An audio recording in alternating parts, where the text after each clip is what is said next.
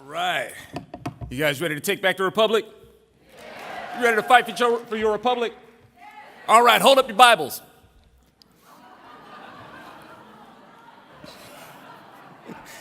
You hold on just a second. Let me pull it up on my phone. I'm not texting, Pastor. I'm really on my phone. What was it, Pastor? Hey, well, before I get started, I want to start with this premise of saying, look, if a knucklehead like me can get it, anybody can. There is hope for America. And, where to begin? A lot of people, what question, do I get a lot? I get questions like, what can we do to promote conservatism in the culture? What can we do to relate to people? How did we get here? Things like that. Let me start with, if I may, what can we do to promote conservatism in the culture? And that's the operative word, culture itself. We often hear, government is not the answer. Like one of the things I get all the time is, man, you should run for office. It's like, no, you didn't just tell me I should run for office. Don't we always hear that government is not the answer, it's the problem? Well, yes. Well, why would you suggest that I run for office and go be part of the problem? It's in the culture. We have to take it to the culture, and we use things. The mediums that we have we got movies, we got TV, we got music. But once we take it to the culture, it's like, what exactly is it that you want us to take to the culture? Well, we want you to take conservative values. Conservative values according to what? See, right now we're dealing with a big problem, even with conservatism. Well, what is it? Exactly what is conservatism? Well, conservatism is, it's free market capitalism, and conservatism is limited government, and conservatism is states' rights and all that stuff. It's like, okay. And what are you basing that on? Well, I'm basing that on, okay. You remember when I just asked, hold up your Bibles? Are you basing it on that? And for me personally, maybe you guys see something different. I'm hoping you do. I'm hoping I'm wrong. That you see, I don't necessarily see that conservatism is really building on that foundation. I'm seeing people putting conservatism before kingdom.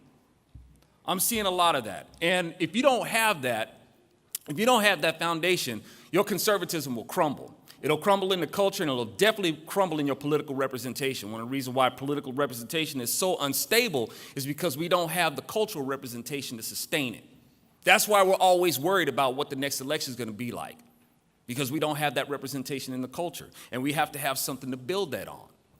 So I would suggest to anybody that there has to be ways to connect.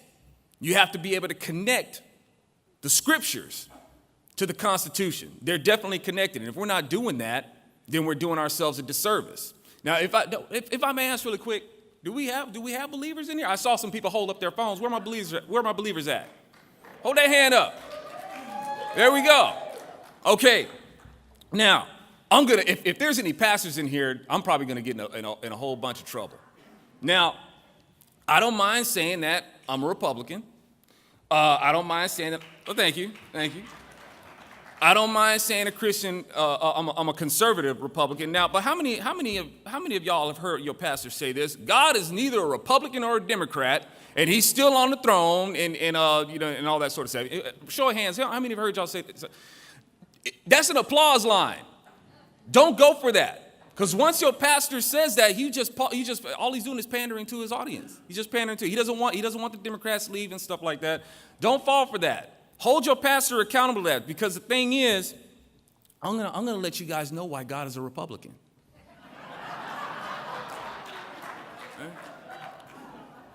I'll tell you why. Really quick, I'll tell you why He's not a Democrat. Do you think that God is gonna let us vote what it is that He's gonna legislate? Like our majority rule is gonna sway over what God is gonna decide? No, because we're going to vote selfishly. It's like, okay, this is what we voted. This is what we want, God. Now go ahead and institute that for us to live by. God's not going to do that. So He's definitely not a Democrat. He's definitely Republican. I'll tell you why. We live in a representative republic, right? We live in a constitutional republic. We live under the rule of law, correct? Who is Jesus? He's the law, right? We live under His rule. Jesus is the rule of law that we live under. We live in a representative republic. Who is our highest representative? Jesus. Under his rule, we do live under a representative republic. Jesus is definitely Republican.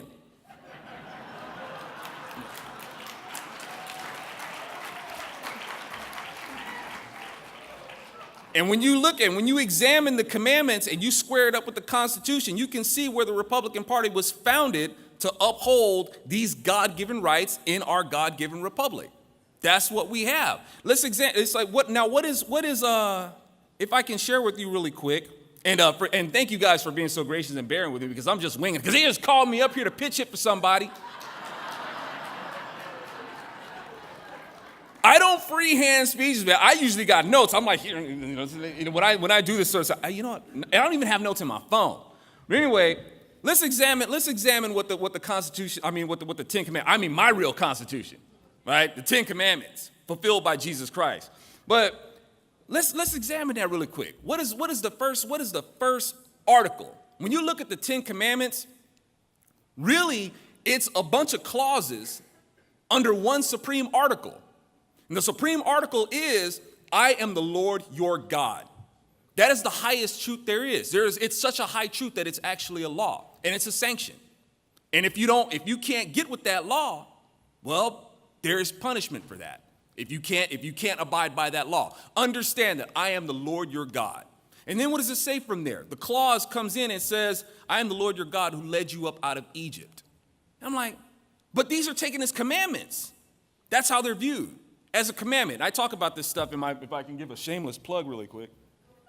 I talk about this in my book, A Solid Right Cross, but I'll give you guys a little bit of a preview. When you have the supreme article, and under that is your clause, it says that I am the Lord your God who led you up out of Egypt. Why is that a law? Well, Egypt itself means slavery. It means bondage. So what God is telling you is that as your Lord your God, it is the law that you're supposed to be free. That is my law for you. That's my first law for you. Before anything else, that you are free and you freely serve me.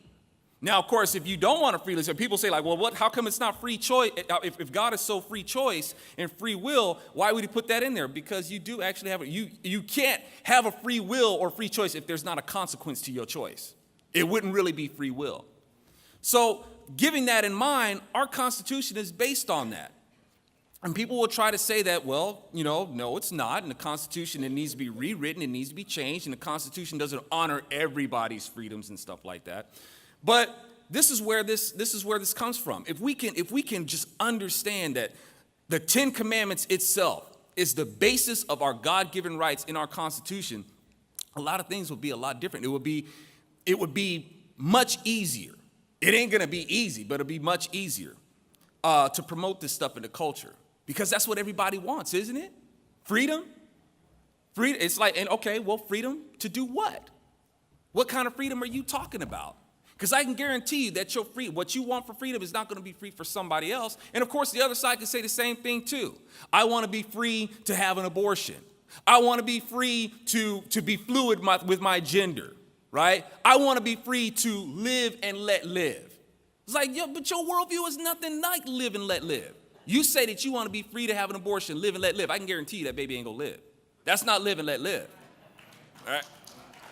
You say that you want to be free to explore your gender and your gender fluidity. It's like, that's not live and let live because in order for you to be a man, to become a woman, you're going to have to murder an aspect of yourself to try to become something else. That's not live and let live. And not only that, you want me to endorse what it is that you're doing. Now you're not letting live and let live by letting me live in reality to endorse your fantasy.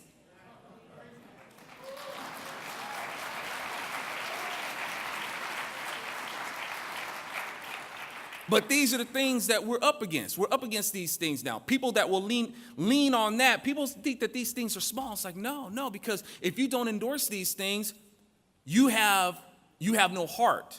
It challenges your credibility. You can have the most reasoned out economic policy, job policy, foreign policy, military policy on down the line. It can be all reasoned out, look really good, and actually work when it's applied. It doesn't matter if you don't have credibility in culture if they don't trust you. Why should I trust your policies? You hate gay people. Why should I trust your policy? You hate black people. Why should I trust your policies? You hate women.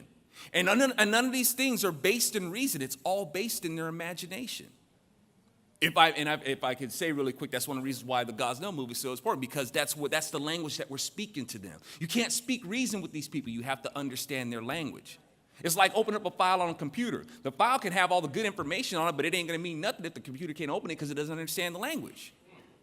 So we have to learn how to speak to them according to their language, speaking in imagination and conveying reason to them through the vehicle of imagination. Because you can only, when it comes to all these things that they believe, they have to imagine. They have to imagine that you're racist. They have to imagine that you're a bunch of bigots and homophobes and stuff like that. It's like, and especially if you're a Christian, and say, well, you just don't like gay people because you're a Christian and stuff like that. Well, actually, no, you have to imagine that, because my Bible says that I have to love my enemies, right? You ought to thank God that my discourse with you is based on this, because I'll tell you what, if it was up to my self-righteousness, right, if I decided, I don't like your lifestyle, I don't like it that you're gay, heaven forbid where that would lead to, right? Now, I'm not saying that I'd be one of them, but when people decide that they're going to dislike somebody based on their own self-righteousness, that leads to oppression and murder. What's at the top of God's commandment? That we're supposed to be free. So if I don't like somebody's lifestyle, it's like, look, I'm still going to love you. I love you, and I'm not going to try to force you to do anything that you want to do, but I'm not going to let you force me to believe something that's not true.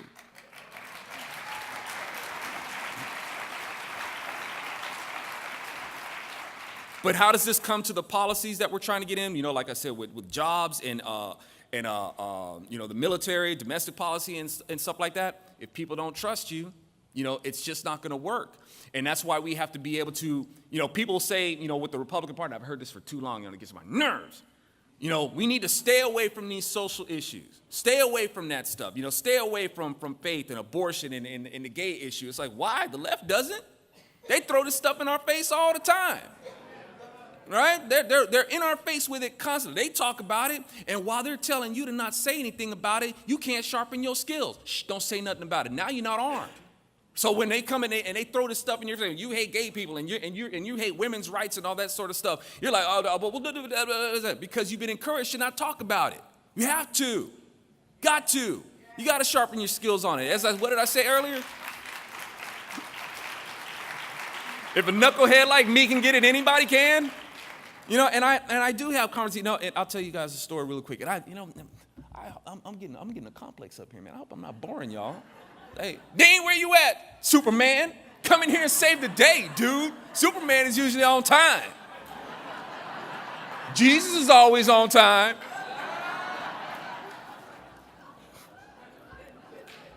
Now I forgot what I said, trying to be cute. Actually, this is my test to see if you guys are paying attention. What was I just saying last? Help me. What? I was going to tell you guys a story. You know what that means? That means you really wanted to hear the story.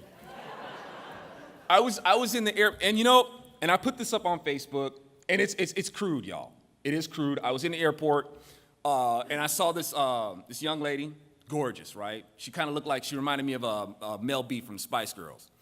And she had that kind of, unapproachable demeanor, smelling, like walking around, like her boo-boo don't stink, yeah.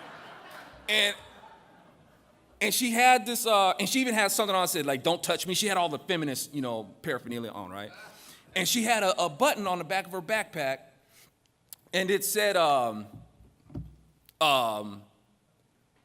don't F, I'm trying to say this clean. Don't F with Planned Parenthood. Don't F without Planned Parenthood. So, and I was like, ma'am, do you mind if I take a picture of your button?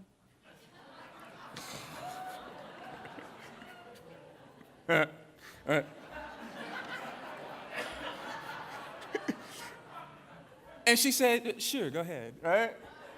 So I got a picture of it, and I really do have, I won't show it because, like I said, it's, it's crass.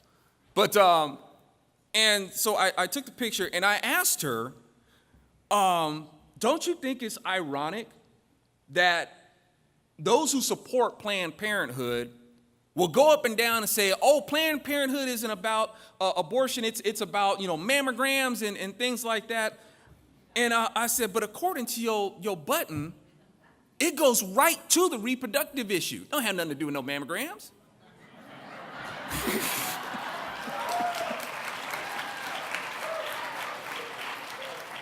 And the Lord must have been there because this kind of unapproachable behavior, thank you, God, broke down. It did. Her eyes opened up and she said, wow, I never thought about it like that. That's true. And she did not deny that the bottom line of Planned Parenthood was abortion.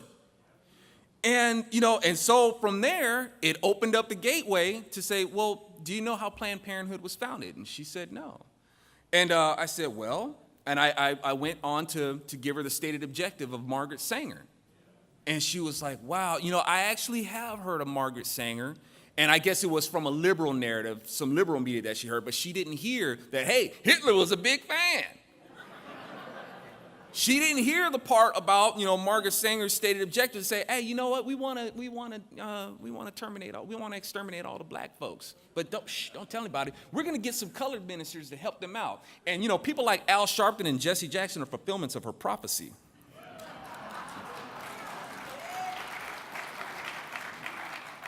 So now, and y'all, praise be to God, the light was going on. She was getting it. I had an opportunity to spread some seed. And then the devil sent the TSA. I'm on to you, wherever you are. All right. So, but, the opportunity, see, one of the things that's hard, y'all, is that it's difficult to go up against a herd mentality. It's difficult. Who wants to step away from the herd? The herd will, they'll go from a herd of like bovine, zombies to sharks. If they smell anybody who leaked any blood to come over to our side, they don't want to get ostracized. They'll get torn apart. So they don't want to do it. Your families, I know what it's like. I'm alienated from my family. I'm a musician guy. I'm a musician from California. Right? So I'm in Leftville. And it's funny because people say that, oh, you've been brainwashed by a bunch of conservative white folks and that's why you're a Republican and you're a conservative. So dude, I'm from California. Who are these conservative white people that you think I've been influenced by?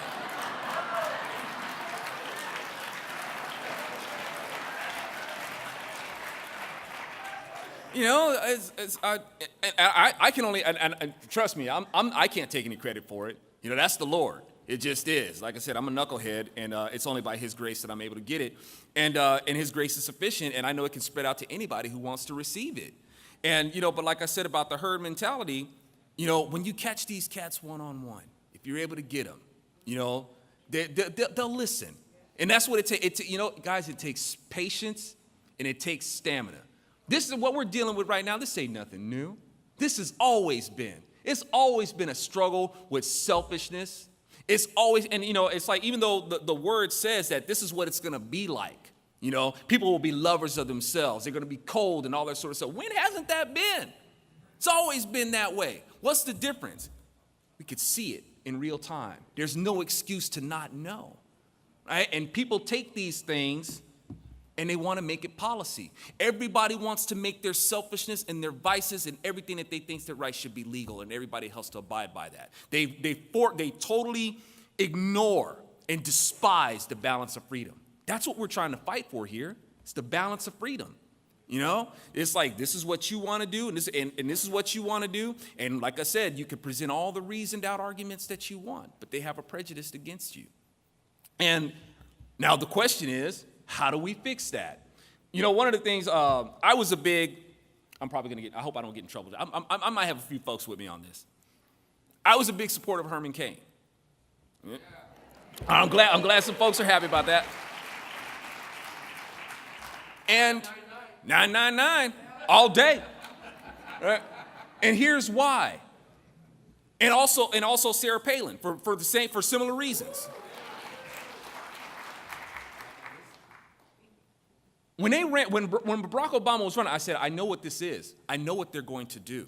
The reason why they're going to run Barack Obama is because when they try to filter all their social policies through him, if you stand against any of those, they're going to call you a racist, right? They're going to discredit you in the culture. And it worked. Worked like a charm. That's why I said you have to run Herman Cain. Why? Why run him? Because it's going to cause the Democrats to show their true colors. They're going to come out against it. It's like you can't help it. It's like, but no, they dropped the ball. They let the liberals judge Herman. How did we do that? How did we let liberals judge Herman Cain and boot him out of the race? That should not have happened. It shouldn't have happened. So why Herman Cain? Because it's like, look, they're going to call him every name in the book. It's like, oh, you mean that Democrat Party that you say has changed? You mean that same Democrat Party showing their true colors, the same Democrat Party that founded the Confederacy, the same Democrat Party that founded the KKK, that put in Dred Scott, that put in revocation of civil rights? Yeah, they're going to show their true colors now. Drop the ball, right? Instead of letting that happen, Herman Cain got judged. Same thing with Sarah Palin. Sarah Palin. Let's get her out there, and then the Democrats are going to show. They're going to show how misogynist they are. They're going to show how they really despise women. They're going to show that there's nothing empowering about their whole movement. We dropped the ball on that. It's like, when the ball is in the court, y'all, we got to know how to seize it, and we got to know how to and once you seize y'all, it isn't all about trying to make a field goal or a touchdown. Really you got to take advantage of those first downs where you can get them. But sometimes we get greedy. We get greedy and we want the whole shebang-a-bang. And, we do that and we end up missing something really important, y'all. But to get these things into policy where they're sustainable and where they have some legs, it takes the culture. Now, people say, well, hey, look at Donald Trump. He was successful. He got in. How did he do that? Huh? Was it? He talked that language that people could understand. Trump had laid the groundwork a long time ago. Yes. He understood the value of cultural representation. That's how he did it. He turned the whole campaign into his own reality show. He was geared for it. He used his experience with tapping into the culture and knowing how to entertain people and speaking that language that people can understand. Not condescending, not being condescending or talking down to people. He knew how to speak that language that people can understand. Now, some people are hopping butt mad about it, but still, he was able to do it. Or like, say, for instance, you got to speak on what it is that you know. You got to speak on your occupation. Like, say, for instance, Ben Carson. I dig Ben Carson. Ben Carson didn't speak enough from what he knew, right? He didn't take what he knows about medicine and apply that to what, it's like, look, man, you a doctor. You got any prescriptions on how to heal the nation? He didn't really speak from that, right? Using things like, hey, how about this? You got Clint Eastwood. Clint Eastwood is seen as brave and powerful because he spoke to an empty chair. I'm not trying to diss Clint Eastwood. All right? But Ben Carson wasn't played up as brave and powerful when he spoke to a chair that was actually occupied by Barack Obama and dressed him down. These things weren't played up. We got to have each other's backs in that, guys. We got to have each other's back. But y'all, God bless you. Thank you so much for letting me share my observations with you.